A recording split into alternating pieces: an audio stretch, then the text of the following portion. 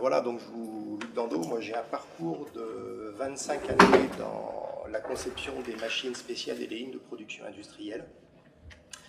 Depuis une dizaine d'années, j'ai également travaillé en parallèle sur le développement de technologies énergie nouvelles. En particulier, j'ai travaillé sur les conceptions des technologies Stirling et Ericsson, je ne sais pas si ça vous dit quelque chose, moteurs à port de chaleur externe qui ont des intérêts évidents pour l'écologie. J'ai travaillé aussi sur le solaire concentré. Et puis, accessoirement, parce qu'il faut que je travaille pour vivre comme tout le monde, je fais aussi de la conception. En particulier, je donne cet exemple-là, ce sont des calibrateurs pour les cellules de télescopes spatiaux. Ça, c'est pour mon client Bertin Technologies à Aix-en-Provence. Donc, c'est du matériel au sol qui permet de tester les cellules de capteurs dans des chambres à vide. Voilà, alors ce parcours de 25 années dans l'industrie a soulevé pas mal de questions en moi. D'abord sur le lien et le rapport de la technologie à l'humain. Est-ce que la technologie apporte vraiment du bien-être humain? Ou est-ce qu'il le met en dépendance? Enfin, tout ce genre de questions. Et j'ai observé en particulier que, puisque j'étais appelé par des industriels pour développer des machines spéciales de production, des lignes, etc., et j'ai remarqué que le seul objectif, hein, c'était dans un développement technologique, c'était d'apporter de la croissance et de développement d'entreprises qui portaient ce sujet. Et que ce n'était pas vraiment intégré, ou trop peu, enfin, c'est pas intégré du tout, non, dans un projet de société, par exemple, pour les générations futures. Et en particulier, ça n'intégrait pas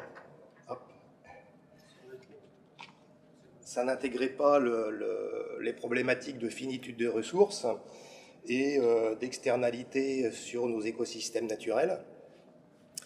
On va essayer de redémarrer le truc parce que je voulais commencer à montrer la carte heuristique avec les petits points. Alors vous me direz, bon, effectivement, il y a effectivement maintenant le développement durable, la RSE, donc qui s'occupe un peu, enfin, qui a pour mission de s'occuper de ces problématiques-là.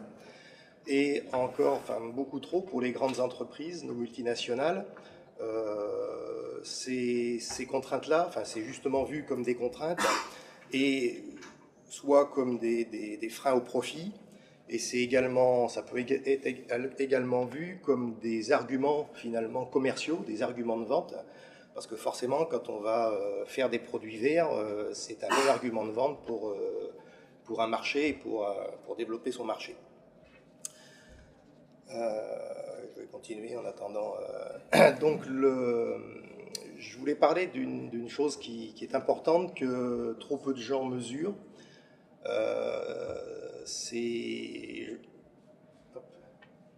On va passer là. Oui, ça c'était le plan de la présentation. Donc voilà. Donc là, je parle du contexte industriel actuel pour qu'on comprenne dans quel système on est et quelles sont les problématiques. Et on va après comprendre dans les principes des éco-industries locales comment on répond à ces problématiques. Donc là, j'étais en train de parler de ça. Donc la technologie bien-être humain, en développement des entreprises, ce manque de projet de société, c'est-à-dire que ce manque de vision globale entre la technologie, l'apport pour l'humain, l'organisation sociétale, comment on fait tourner une économie qui profite à tout le monde, etc. Donc la globalité de ces sujets, pas vraiment intégrée dans nos développements technologiques aujourd'hui. Donc je voulais expliquer un petit peu que c'est Kofi Annan qui était secrétaire général de l'ONU dans les années 99, qui nous expliquait que le véritable moteur sociétal, ce sont nos entreprises, ce ne sont pas les États. Parce que ce sont nos entreprises qui sont le véritable créateur de richesses qui alimentent notre économie.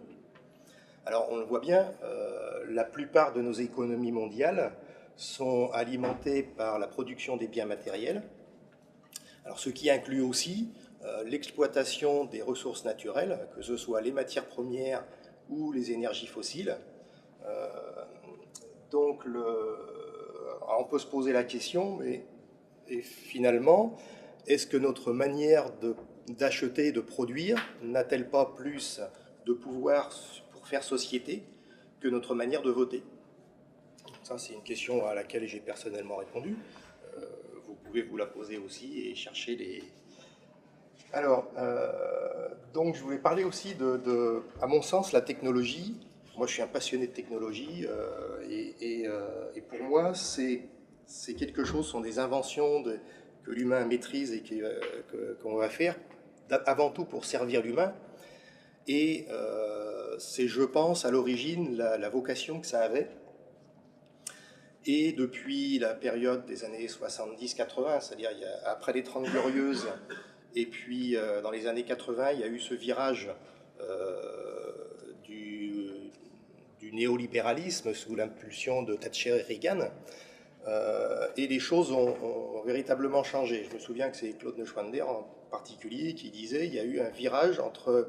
Avant ces années-là, les patrons étaient encore, avaient le pouvoir dans leur entreprise. Et il y a eu dans ces années-là un transfert de pouvoir des patrons vers les actionnaires. Aussi parce que les entreprises sont devenues de plus en plus grosses, elles ont eu besoin de moyens industriels de plus en plus lourds qui demandaient des financements extérieurs. Et il y a eu ce transfert de pouvoir dans les années 80 et qui a mené aujourd'hui à cette dérive finalement de la technologie qui au départ servait l'humain et aujourd'hui c'est devenu des machines à profit financiers.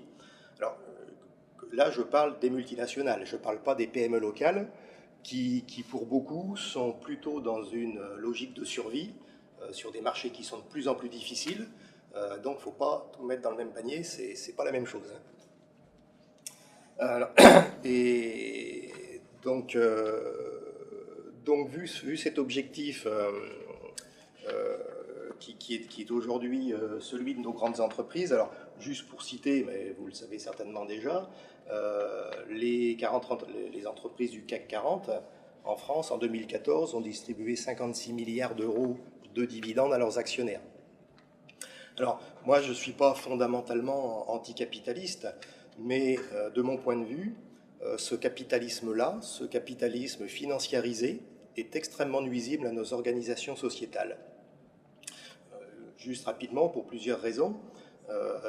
D'abord parce que quand on veut servir le capital en premier, forcément on va faire pression sur toutes les autres parties prenantes, qui sont d'abord le salariat, enfin tous les travailleurs.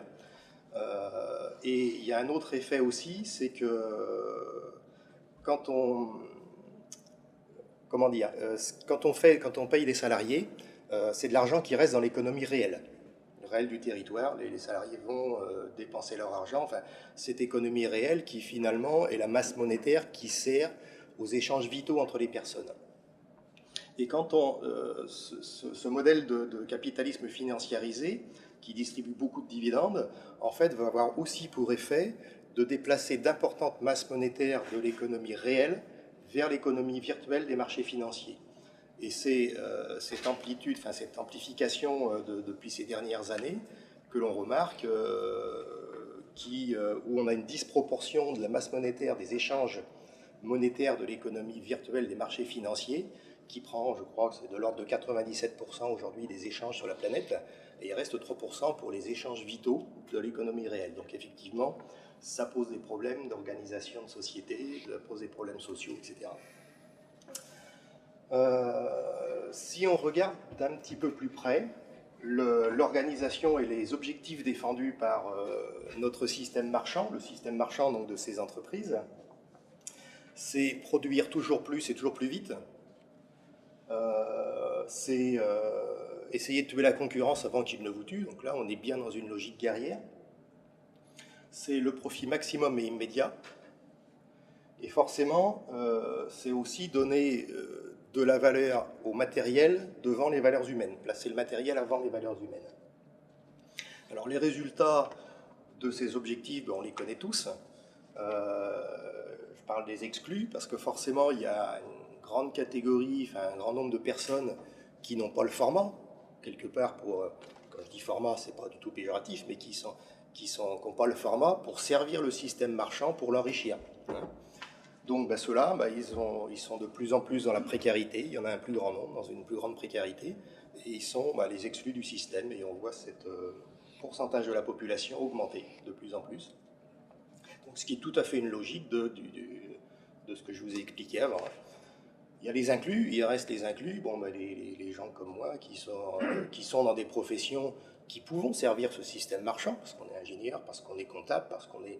Voilà, on peut servir et enrichir ce système-là, mais finalement, ces travailleurs-là sont dans une pression toujours croissante de stress, parce qu'on diminue, on diminue le nombre de personnel et on vous demande encore d'en faire plus. Et on voit le niveau de stress de toute cette population qui reste active et qui finalement, dont le travail a perdu beaucoup de sens. Parce que beaucoup d'entre nous mesurons que ce n'est pas les valeurs que l'on sert par notre travail dans l'entreprise où on est, on n'y adhère pas forcément, quoi. Donc il y a aussi une crise des valeurs, de perte d'intérêt et de valeur dans le travail. Et alors finalement, oui, aujourd'hui on n'entend que parler de PIB, de croissance, et finalement le seul objectif qu'on entend dans notre société maintenant, c'est de faire du PIB, c'est de faire de la croissance, et ça passe complètement devant les vrais projets de société, et on est en crise de projets de société, de vrais projets pour l'avenir. Alors moi, cette croissance-là, je suis convaincu que le système tel qu'il est organisé, comme je vous l'ai expliqué, le système marchand, cette croissance-là ne peut servir que une minorité, c'est-à-dire l'oligarchie financière, et ne peut apporter que de la précarité croissante. Et ça ne va certainement pas servir les territoires, l'économie réelle et la vie entre les personnes. Moi, je suis convaincu de ça. Et aussi, le résultat, c'est que ce système-là nous a amené à une crise multisectorielle. Elle est à la fois environnementale, elle est sociétale, elle est économique et une crise de valeurs, tout simplement aussi, de projets de société. Alors, ça, c'est la partie noire. Maintenant, moi, je vois qu'il y a plein de bonnes choses qui se passent en ce moment. Selon moi, les valeurs qu'il faudrait servir, c'est d'abord les 3 valeurs que j'ai mis là-haut, c'est prendre soin de la nature, prendre soin des humains et instaurer plus d'équité sociale entre les humains. Alors ça, c'est un petit peu le nouveau paradigme, mais aujourd'hui, il y a plein d'initiatives de transition dans plein de domaines. Là, j'ai noté par exemple dans l'agrobiologie, dans l'éco-construction, gouvernance participative, c'est aussi quelque chose qui se développe beaucoup en ce moment. On entend beaucoup parler, il y a beaucoup d'initiatives et de choses qui vont dans le sens de la gouvernance participative. Juste pour prendre les exemples, je vais en citer après, il y a l'économie sociale et solidaire aussi qui se développe et qui a eu une reconnaissance plus effective par une législation fin d'année 2014. Et puis pour prendre l'exemple de ce qui fonctionne en gouvernance participative citoyenne, on a maintenant une banque éthique, la NEF, qui fonctionne sur ce principe-là. On a aussi un fournisseur d'énergie renouvelable en gouvernance participative citoyenne aussi, Enercop. Donc il y a plein de choses qui se font dans les différents secteurs qui sont structurants de notre organisation sociétale. Mais moi, en regardant ça, je me dis, mais pour la production, pour la fabrication des objets manufacturés courants qu'on utilise dans notre vie, il n'y a rien. Il n'y a rien. Donc, comme c'est mon métier, je me dis, là, il faut faire quelque chose. Et il y a une initiative de transition, il y a quelque chose à faire. Donc, c'est tout l'objet du livre que j'ai écrit, sur 2 ans, qui est sorti aux éditions Yves Michel en septembre 2014. Donc, qui traite de comment est-ce que l'on pourrait, en respectant les valeurs, en servant ces valeurs-là, de la nature, de l'humain, de l'équité sociale, comment est-ce qu'on pourrait faire pour fabriquer des objets dont on a besoin dans notre vie de tous les jours. Alors, évidemment, ça concerne un secteur particulier il ne s'agit pas de faire des avions, de faire des automobiles, parce que là, on est plutôt dans la grosse industrie. Mais à côté de ça, il y a plein d'objets dans notre vie de tous les jours qu'aujourd'hui, on achète en grande surface, qui sont fabriqués en Chine, qui vont tomber en panne, qui vont casser à la deuxième utilisation et qu'on va jeter. Donc il y a toute cette logique de ce système de production de masse qui est là. Donc maintenant, on va passer au diapo suivant et je vais vous expliquer un petit peu comment fonctionnent ces éco-industries locales. Alors malheureusement, c'est pas très lisible, mais je vais vous lire. En préliminaire de ça, je voudrais dire déjà que ça n'a pas la prétention d'apporter la solution miracle. C'est surtout des propositions, des appels à participation collective. Là, l'idée, c'est d'ouvrir des portes, de dire des propositions, ça doit pouvoir marcher, etc. Qu'est-ce que vous en pensez?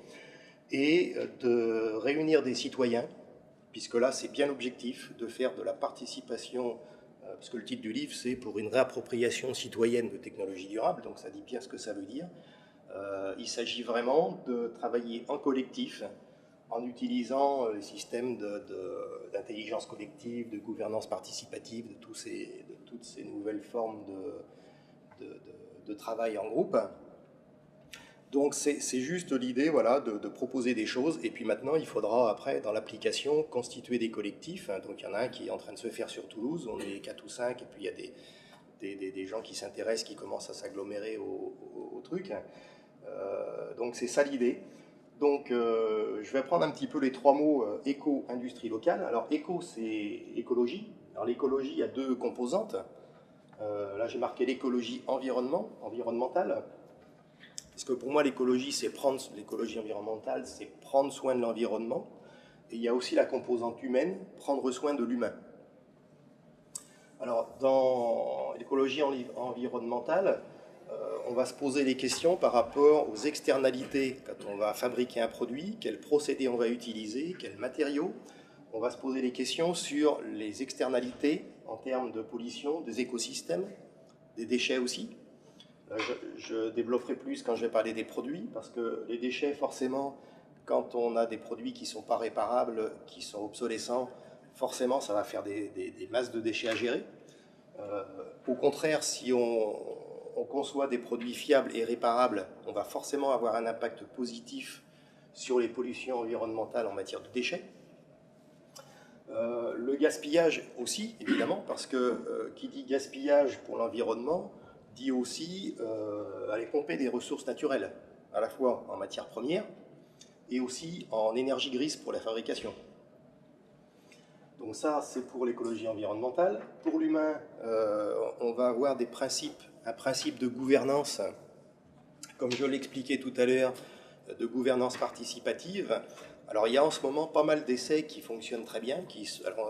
Certains d'entre vous ont entendu parler des entreprises libérées.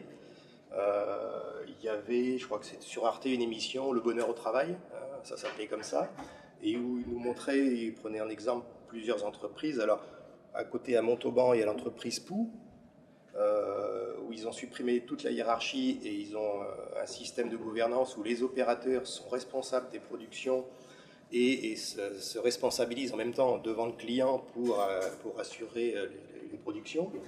Il y a une entreprise Favi aussi, je crois qu'il y a une fonderie, je ne sais plus dans quel coin de la France.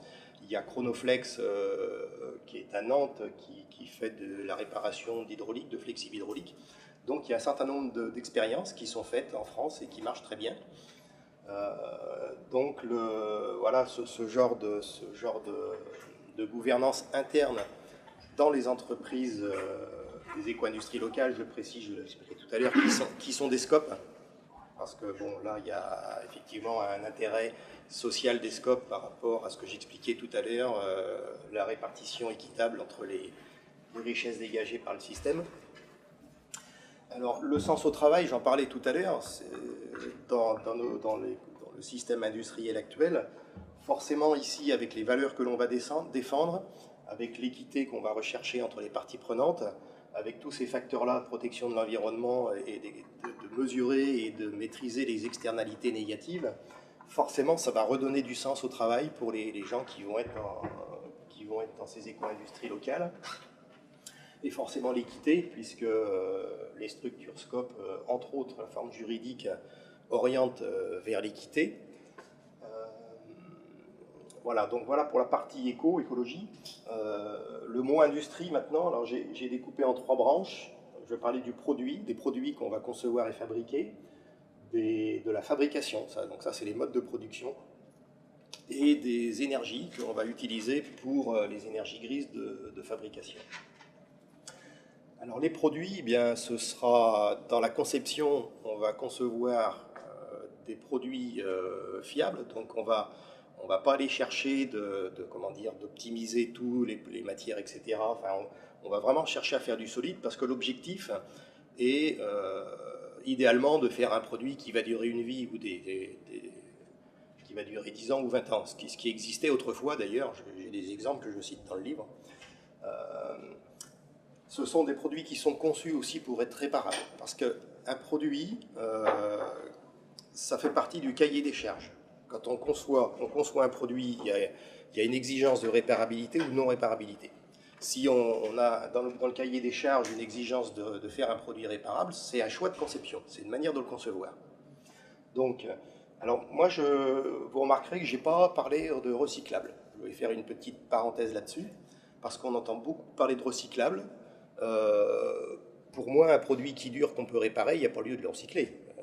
Parce que le recyclage, c'est recycler des produits obsolescents qui ne durent pas, mais c'est beaucoup plus intelligent, beaucoup plus efficace en termes d'énergie, en termes de matières premières, de réparer plutôt que de recycler.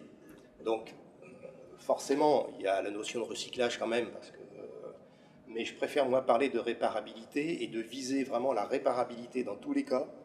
Et le recyclage, forcément, il y sera, mais ce n'est pas ce que je veux mettre en avant. La juste fonctionnalité aussi, parce qu'on a tous exemple je sais pas, par exemple, de téléphone portable, il y a tellement de fonctions, il y a tellement de trucs, on n'en utilise pas 10%.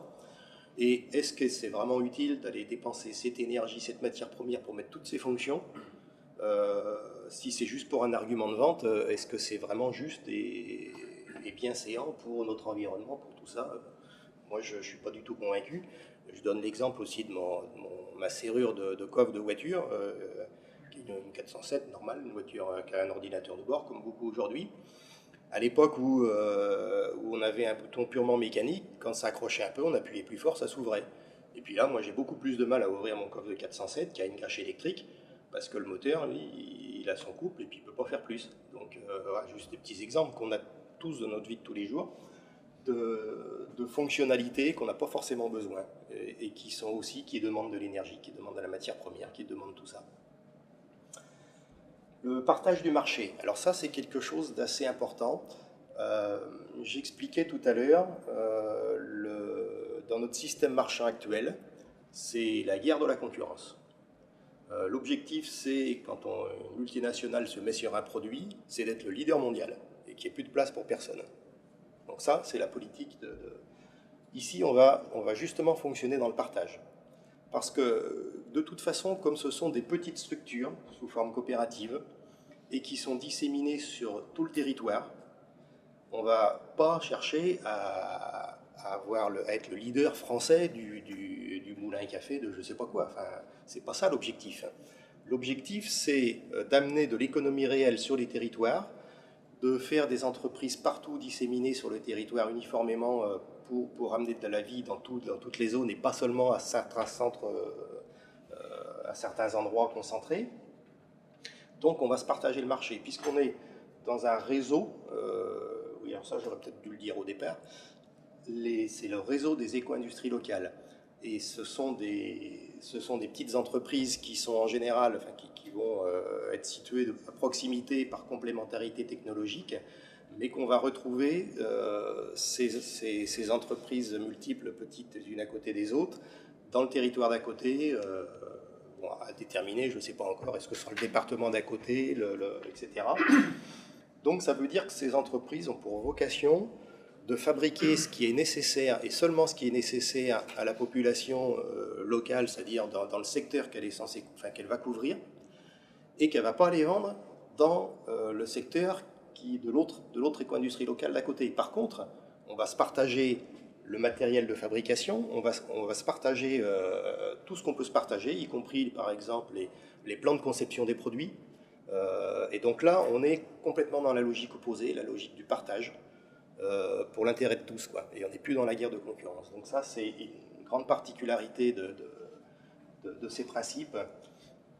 Et le consommateur, c'est l'autre principe, c'est d'impliquer le consommateur dans la définition du produit, parce que ça c'est très important, parce qu'aujourd'hui, quand on achète quelque chose dans un supermarché, un truc qui est fabriqué en Chine ou ailleurs, on ne sait pas comment c'est fabriqué, on ne sait pas tout ce qu'il y a en dessous, on ne sait pas ce qu'il y a derrière. Quand on est dans un système comme ça, qui est proche du consommateur, qui est proche de l'humain, on croise dans la rue celui qui travaille, celui qui... et donc, il y a une proximité qui fait qu'on va pouvoir partager, échanger entre le producteur qu'on va fabriquer ce produit-là, mais on va discuter, c'est tout l'intérêt du participatif citoyen collectif. On va avoir des groupes de travail, enfin des gens, des contributeurs, qui voudront s'inscrire. Ben voilà, on va discuter, qu'est-ce qu'on pourrait fabriquer, qu'est-ce qui serait utile. Et il va y avoir un échange dans les deux sens entre l'éco-industrie locale qui va fabriquer seulement ce qui est besoin, la demande qu'il y a sur le marché local, et les consommateurs qui vont devenir, à la fois qui vont comprendre le système, comment il fonctionne et les valeurs qu'ils servent en achetant plutôt les produits sur lesquels ils ont participé, ils ont échangé. Donc c'est cette notion d'intégration du consommateur qui devient du coup un acteur, un contributeur de son système productif. Au niveau maintenant de la fabrication. Alors on a des modes de production, on va faire trois grandes familles dans l'industrie, qui sont les productions quasiment unitaires ou par petite quantité par campagne, c'est-à-dire on va fabriquer 10 ou 20 produits identiques. Donc ça c'est vraiment la production par campagne. Ensuite on a la moyenne série, donc qui est un petit peu plus, qui demande plus de moyens forcément industriels pour la fabrication. Et puis ce qu'on appelle la production de masse. Donc c'est aujourd'hui principalement dans le schéma productif production de masse qu'on fonctionne aujourd'hui. Juste pour donner un exemple comme ça, j'avais travaillé à l'époque où j'avais ma société, je travaillais beaucoup pour Valeo. Valeo à l'époque, c'était en 96, produisait à l'île d'Abo, l'usine de Lyon, 10 000 démarreurs identiques par jour. Donc c'est une machine robotisée avec très peu de personnes, 10 000 démarreurs par jour. Aujourd'hui, ils sont à 20 000 démarreurs par jour. Donc ça, c'est la production de masse. Donc c'est dans des quantités, vous voyez, qui n'ont rien à voir avec ce que nous, on veut faire au niveau de ces petites structures locales. Et forcément, quand on développe un gros système de production de masse, c'est des investissements lourds. Il faut forcément garantir, enfin, avoir un marché, et c'est pour ça, ça se justifie, c'est pour ça qu'on va chercher à être le leader mondial, parce que quand on a investi 20 millions d'euros dans une ligne de production, il faut essayer de couvrir toute la planète pour la rentabiliser. Et donc, en même temps, c'est des systèmes qui sont très peu flexibles, parce que si on veut changer la moindre vis dans un démarreur comme ça, c'est pas possible, tout simplement, c'est pas possible. Donc,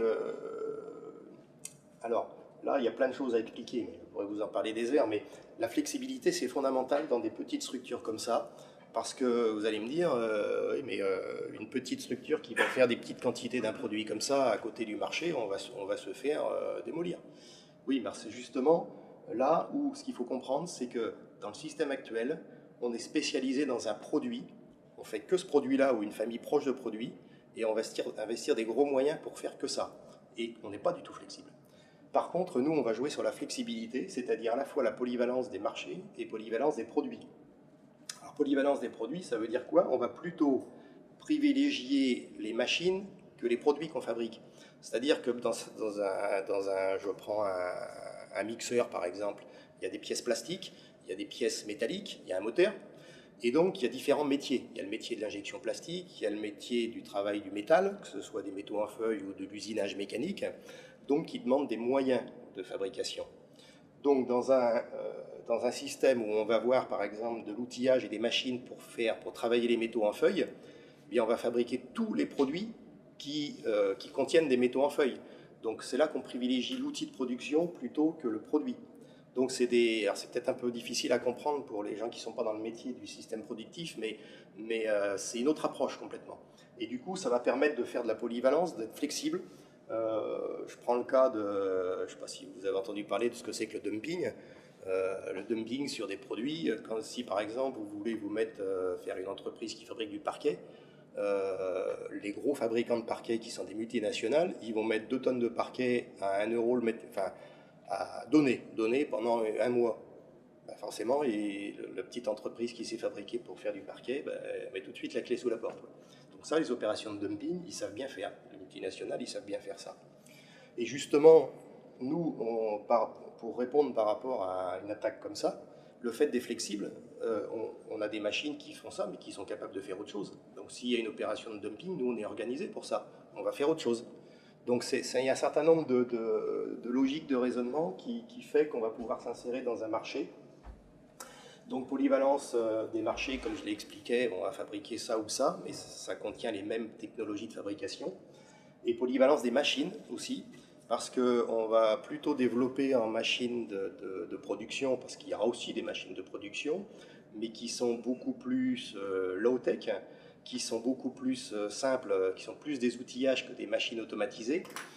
Et justement, elles ont des retours sur investissement beaucoup plus courts aussi. Donc on va chercher le juste milieu entre ces investissements et donc la polyvalence des machines, c'est un secteur assez crucial aussi. Et forcément, dans des systèmes comme ça, on va avoir un beaucoup plus juste équilibre et on va pouvoir jouer sur l'équilibre entre le travail humain et le travail machine.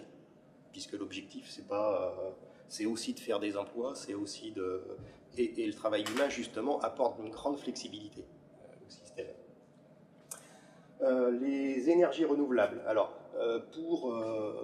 pour répondre aux problématiques, là, il y a un gros chapitre à discuter aussi. D'abord, ces entreprises-là produiront leur énergie, enfin une partie de leur énergie, ça dépend de leurs besoins, elles seront autoproductrices de leur énergie. Alors, ça permet plusieurs choses. Ça permet d'abord d'être plus transversal, c'est-à-dire qu'on fabrique des produits, mais si on fabrique de l'énergie aussi, on peut revendre de l'énergie les week-ends ou les périodes où on en est excédent. Donc on a aussi un revenu par rapport aux énergies renouvelables que l'on vend. Et à ce moment-là, on va se mettre fournisseur Enercop et on va pouvoir utiliser dans les deux sens le réseau Enercop. Autre chose importante à expliquer, c'est que aujourd'hui la méthode la plus simple pour les entreprises, c'est d'utiliser l'électricité pour tout faire. Pour faire de la chaleur, on a les fours électriques, pour faire traiter les machines. Et pour ceux qui sont un peu dans l'énergie, je ne sais pas si vous avez entendu parler de l'exergie, c'est-à-dire qu'un kilowattheure énergie, il n'a pas la même valeur sous toutes ses formes. Un kilowattheure énergie électrique, ça a une beaucoup plus grande valeur qu'un kilowattheure énergie chaleur, par exemple, à 100 degrés. Parce que l'électricité, on peut la transformer en toute autre forme d'énergie avec des super rendements. Alors, ce qui se passe, donc, quand on va utiliser dans les formes aujourd'hui d'industrie l'électricité pour faire de la chaleur, eh bien, on va avoir un rendement d'un tiers sur l'énergie primaire. Et ça, c'est quand même important. Parce que notre énergie électrique qui est fabriquée à partir de conversions thermodynamiques, que ce soit nos centrales nucléaires, les centrales thermiques, vont globalement jeter 2 tiers en chaleur dans les fleuves et dans l'atmosphère, et on va récupérer qu'un tiers d'utile arrivé dans l'entreprise. Donc déjà, on fait x3 sur l'énergie primaire. Quand on produit son énergie sur place, on n'a pas ce x3. Alors, ça peut être de l'éolien, ça peut être du photovoltaïque. Et il y a aussi une autre chose importante, c'est que dans des entreprises, dans certains process, on va utiliser de la chaleur. Alors, de la chaleur à différents niveaux de température. Si on fait de la fonderie d'aluminium, par exemple, on va utiliser de la chaleur à un niveau de température de 900 degrés. Et ça, on peut le produire avec du solaire concentré. À Montlouis, ils font de la fusion de bronze avec le four solaire. Je suis trop bavard, là, je vais dépasser 40 minutes, je ne sais pas où on en est. Ça serait bien de regarder d'ailleurs. Quelqu'un a regardé? Ouais, il faudrait que je fasse court quand même. Donc voilà, on peut le faire, c'est pas de l'aberration. Et après, on va vous dire dans le système actuel, mais c'est pas possible, il n'y a pas du soleil tout le temps, etc. etc. Oui, mais justement, nous, on est là pour s'harmoniser avec la nature. Et on va pas faire de l'énergie quand on veut, où on veut, et la quantité qu'on veut. l'objectif, c'est bien de s'harmoniser avec la nature, et on peut parfaitement, les jours, parce qu'à Odeo, quand même, il y a 300 jours de soleil par an. Alors ça veut dire que les jours où on ne pourra pas faire de la fusion, eh bien on va s'organiser, on va faire du montage, on va faire autre chose. Dans les entreprises du bâtiment, le BTP, ils connaissent ça, ça s'appelle jour d'intempérie. Ça existe, alors ça demande de l'organisation, mais ça se fait. Voilà. Donc le partage en réseau des énergies, je ne vais pas rentrer trop dans le détail. L'optimisation en cascade, oui, alors là c'est important quand même. Là on fait de l'efficacité énergétique. Je donnais l'exemple tout à l'heure d'une fonderie qui va utiliser du solaire concentré. Niveau de température 900, on peut avoir 1500 avec du solaire concentré, c'est pas un problème. Et puis ces fours, ils ont des pertes thermiques. Donc à la sortie, on va avoir des niveaux de température de 600 degrés. Et puis habituellement, on n'en fait rien. Mais là, on peut l'utiliser parce que 600 degrés, c'est aussi de l'énergie. Finalement, l'énergie, elle ne se perd pas, elle se transforme dans une autre forme d'énergie qui se dégrade. Ça, c'est le deuxième principe de la thermodynamique, c'est l'entropie, qui perd en qualité, mais on ne fait que transformer de l'énergie en une autre. Donc ce niveau de température à 600 degrés, on va pouvoir l'utiliser par exemple pour alimenter un moteur Ericsson, du Stirling, on y vient, je vous en parlais au tout début. Donc ce sont les moteurs à port de chaleur externe, enfin, c'est un exemple, il y en a d'autres. Et on va pouvoir utiliser cette chaleur-là pour la transformer en énergie mécanique qu'on va pouvoir utiliser sur des besoins mécaniques ou électriques à partir de là. Et à l'échappement de ce moteur Ericsson, par exemple, on va récupérer un niveau de température de 400 degrés, 400, 450. Avec ça, on va pouvoir faire des process, par exemple, d'injection plastique. On va pouvoir aussi, donc on va pouvoir utiliser en cascade cette énergie-là, qui a pris une forme plus dégradée. Ensuite, à plus basse température, on va pouvoir l'utiliser, par exemple, pour du thermoformage au plastique, qui demande des températures de 150-200 degrés maximum. Et puis, quand c'est rendu à 80 degrés, on peut faire du chauffage d'habitat, de l'eau chaude sanitaire, etc. Donc, en fait, c'est pas utilisé aujourd'hui parce qu'économiquement, c'est plus lourd, parce qu'il faut de la conversion, il faut des systèmes, etc. Mais à partir du moment où on compte avec d'autres vecteurs, d'autres valeurs que seulement l'euro, il y a plein de choses qu'on peut faire autrement et qui vont dans le sens de l'environnement et de la transition énergétique et de tous ces systèmes qui pourraient être beaucoup plus efficaces. Donc ça, c'est pour la branche industrie. Alors, le local, l'impact sur le local, ça devient évident. Forcément, la vie du territoire, dans la mesure où on a des systèmes productifs qui sont bien répartis sur le territoire, il va y avoir cette vie sur le territoire, il va y avoir aussi la vie qui est due aux échanges entre les entreprises qui produisent et les consommateurs contributeurs. Donc ça va créer du lien social, ça. On va favoriser l'économie circulaire, forcément, parce que je le disais tout à l'heure, dans un système où il y a où il y a une masse monétaire importante qui part vers les marchés financiers, tout ça, ça sort de l'économie réelle. Donc là, on fait vraiment de l'économie circulaire.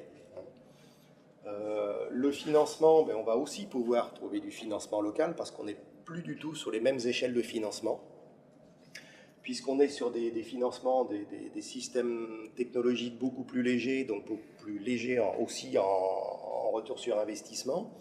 On va pouvoir du coup travailler avec des banques éthiques, avec, alors, je sais pas moi, effectivement, il y a la NEF, il y a les Cigales, il y a du financement participatif citoyen, il y a France Active, il y a la BPI, il y a tout un tas de moyens de financement qui sont plutôt du côté éthique, mais qui sont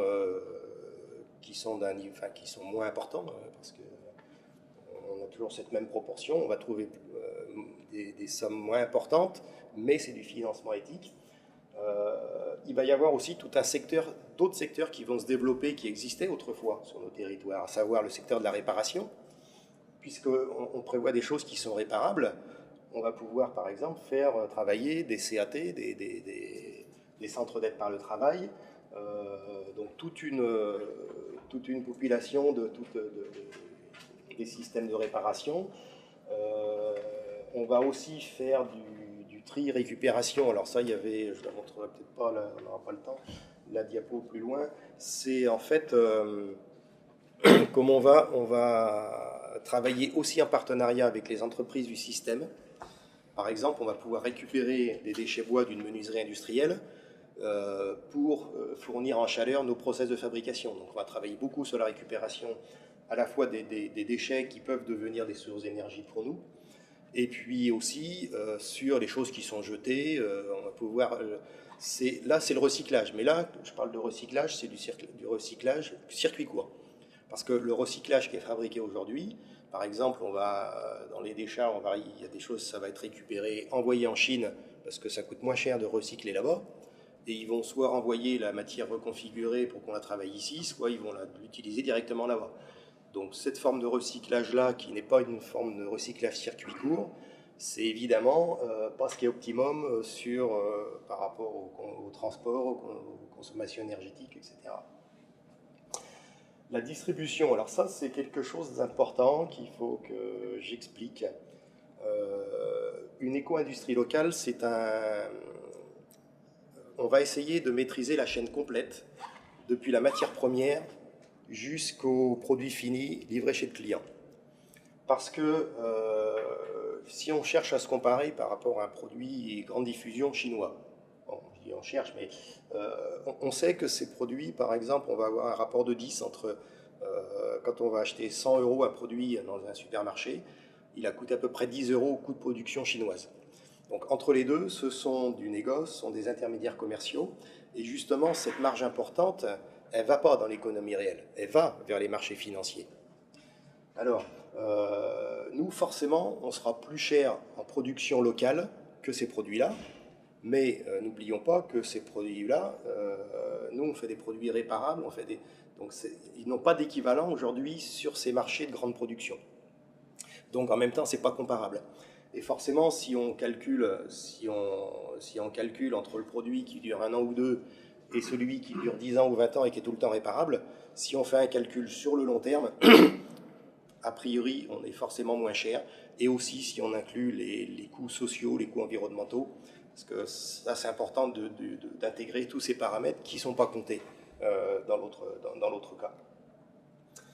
Donc tout ça pour dire que la distribution, c'est fondamental que ça reste à l'intérieur du réseau, avec la même éthique de non-profit et de répartition équitable, parce que c'est à ces conditions-là qu'on va pouvoir avoir un prix par rapport au marché qui est pas trop important quand même. Parce qu'évidemment, et d'ailleurs on remarque assez bien que souvent les gens qui s'en tirent bien dans leur commerce, c'est les gens qui passent pas par des intermédiaires, qui font leurs produits eux-mêmes, qui font les marchés, etc. Et personne n'est venu sucrer entre les deux, quoi. Moi, je prends juste un exemple. Je sais que quand on avait fait avec mon équipe dans la société une ligne de rénovation pour les démarreurs en 95 chez Valeo à Angers. Donc c'est une ligne qui rénovait 1000 démarreurs par jour. Et il m'expliquait, les gens de chez Valeo, nous, le démarreur, on le sort à 120 € de production française. Donc ça, c'était les productions neuves. Et pourtant, ça arrivait, le client, on l'achetait 1000 francs, quoi. Enfin, c'était des francs à l'époque. Donc 120 francs, 1000 francs à l'achat. Donc il y a déjà des marges comme ça sur les intermédiaires commerciaux et le négoce. Donc forcément, nous, on va pouvoir, en jouant là-dessus, sur une distribution circuit court, par plutôt des associations loi 1901, des SCOP, etc., donc on n'aura pas vocation à faire de la marge, on va pouvoir avoir des prix qui sont pas disproportionnés et surtout sur des produits qui n'ont pas d'équivalent sur le marché.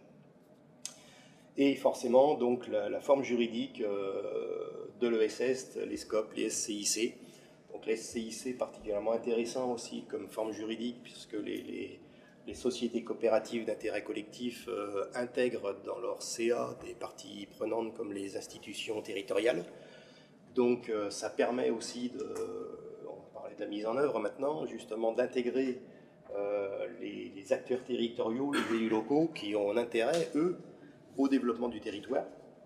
Donc les mises en œuvre, comment ça peut se mettre en place ces éco-industries locales ça part de collectifs citoyens, comme je le disais, de se constituer sur différentes régions des collectifs citoyens qui au départ, je vous cite ça parce qu'on est en train de l'expérimenter maintenant, devront avoir des compétences complémentaires pour monter des affaires comme ça. Ça veut dire il faut des compétences techniques, il faut des compétences de gestion, il faut... parce qu'il faudra faire des business plans. Il faut aussi des compétences en communication, parce que là, il faut aller voir les gens du territoire et leur dire voilà ce qu'on veut faire, voilà les valeurs qu'on veut servir sur le territoire, etc. Donc il faut expliquer ça aux gens, parce que il faut vraiment expliquer pour que les gens s'impliquent et viennent jouer le jeu avec nous. Donc ça, c'est assez fondamental. Donc les professionnels, donc c'est cette catégorie que je citais. Un facilitateur intelligence collective. Alors ça, c'est des personnes qui sont indispensables, parce que dès qu'on réunit 20 personnes ensemble et qu'on essaie de sortir quelque chose de cohérent et tout le monde est à peu près d'accord, on ne va pas parler comment on appelle ça, de consensus, mais on se rend compte que c'est très difficile et qu'il faut vraiment quelqu'un qui gère le relationnel entre les personnes pour qu'émerge d'un groupe de travail une intelligence collective cohérente et tout le monde va dans un sens. Et ça, c'est assez fondamental, parce que la relation humaine, ça reste très difficile et un point qui reste critique malheureusement. Donc les mises en œuvre, les acteurs territoriaux vont effectivement être très impliqués, on va du moins essayer de les impliquer, les élus locaux aussi, ça c'est quelquefois difficile. Et puis la base quand même de tout ça, c'est aider à une prise de conscience citoyenne pour que les gens comprennent l'enjeu qu'il y a derrière et se mobilisent pour contribuer à mettre en place un système comme ça. Parce que s'il n'y a pas cette prise de conscience citoyenne, qu'on a tous intérêt à aller dans ce sens-là pour le bien commun, ce ne sera pas possible. Donc on va passer à la petite diapo suivante, c'est fini, donc je vous remercie de votre attention. Et puis, contact, donc il y a le nom de domaine qui a été acheté pour l'instant, le site il n'est pas commencé encore. Donc vous pouvez nous contacter à administrateur@eco-industrie-local. Alors ça redirige vers mon adresse et celle de Christine. Et puis prochainement, il y aura le site Éco-Industrie Locale qui va être fait par mon fils.